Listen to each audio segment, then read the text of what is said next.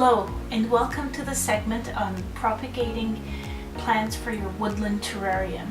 My name is Saye and today I'm going to be sharing some tips and techniques on how to get those little plants that you want for the terrarium that would make it look really interesting. And that can be a challenge because if you go to the stores, everything is kind of big. So by looking around you and seeing what your friends have or dividing plants, you can actually get a nice collection of things to use in making your own terrarium. So let's take a look.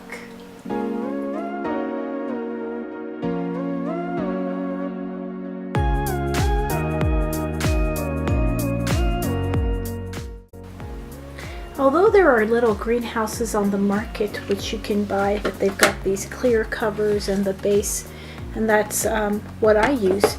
I also use a lot of clear plastic containers, so these are just regular clear storage containers with a lid, or even takeout food containers.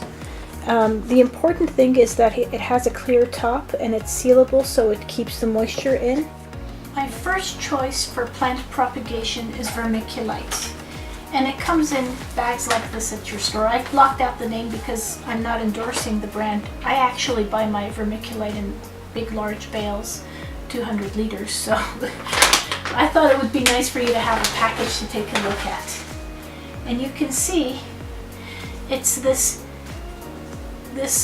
flaky mica compound. It doesn't have any nutrition. All it does is provides a humid environment so your cuttings can take root.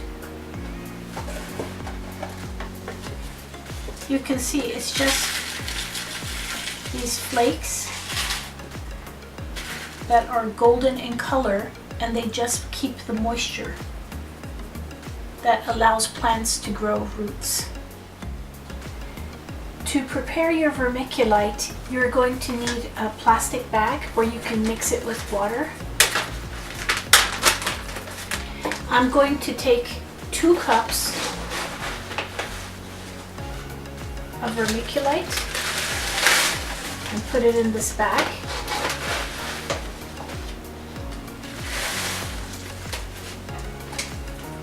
And mix it with about 1/3 cup of water. Close the bag, try to get the air out, and mix it in. Now you can just put your vermiculite inside your container.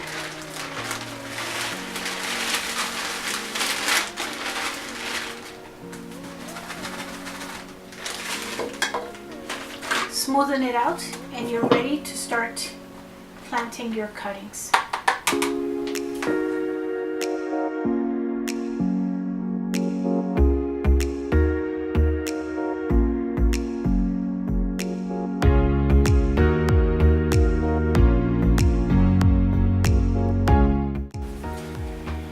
We can take cuttings from any of these plants that has a stem and branches.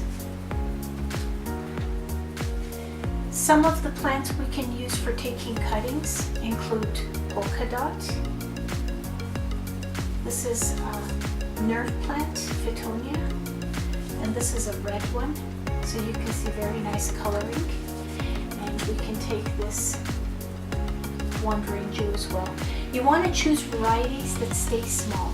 So these all look really good, or we can try some of this red oxalis.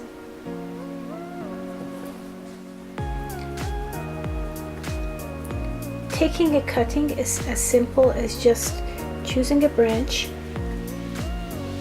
and cutting it off.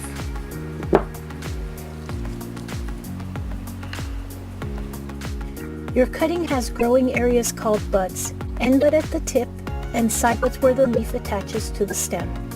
The end bud suppresses growth in the side buds and makes your stem grow taller.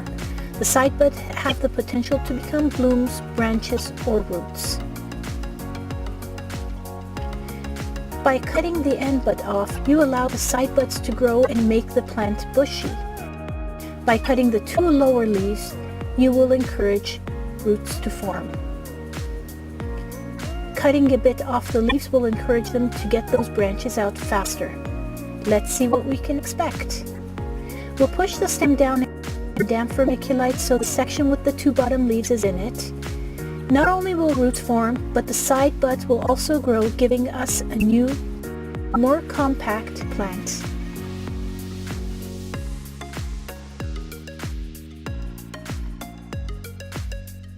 That I made a while back.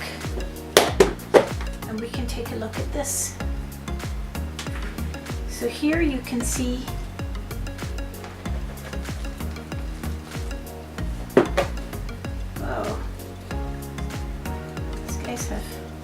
these are individual leaves that have rooted.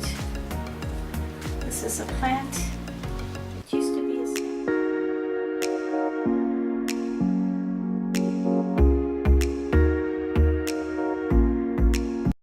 So in this case, if I'm starting from a fern, what do? Well, you just take it out of the pot, and again, you'll see that you have almost like multiple sections coming out of it. Slowly start to gently pry it apart, and you'll notice it's almost like little guys like this. You have, they just come apart. So this actual fern is made up of a whole bunch of smaller ferns.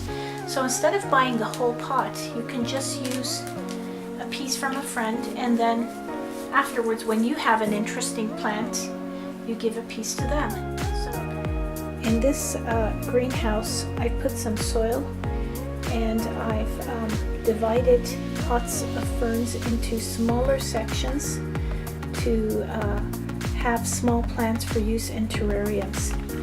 So this parlor palm is perfect for putting in a terrarium because it's got a really nice spiky look that can be really a nice focal point, as opposed to maybe the more fuzzy soft plants.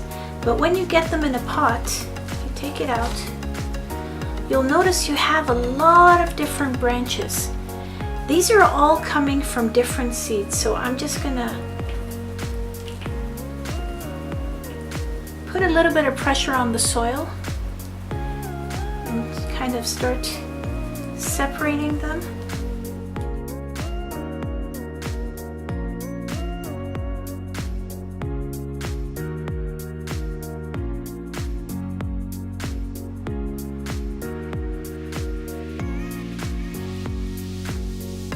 Now that you've separated all of this, you see this is what this guy will eventually grow up to be. So that in itself may be perfect for one of your terrariums. So you could take a container and plant each of them separately and let them grow to be, the spiky part of your terrarium.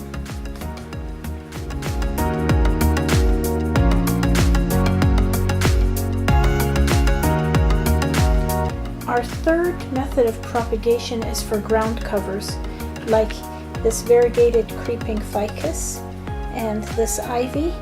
And these are the kinds of plants that you can see produce roots all along their stem. And all you have to do is cut it and put a piece down, and you get a brand new ground cover. And they're awesome because they creep and they attach to the soil and climb over, and they do.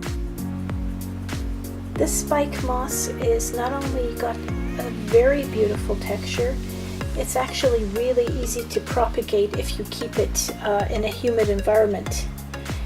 All along its length, it sends out roots, so you can just take a piece, and you can see it, it's even coming with its own root right off the bat.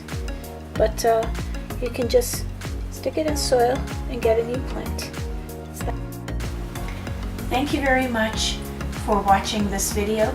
I hope you learned how to make little plants for your woodland terrarium. If you liked it, please give it a thumbs up. For more videos on printed and planted botanical art, subscribe to my YouTube channel.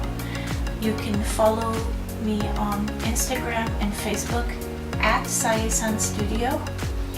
And for more information about what we just spoke about, you can look in the descriptions below, or also visit my blog where I will have a printed version of this. Again, saesanstudio.com.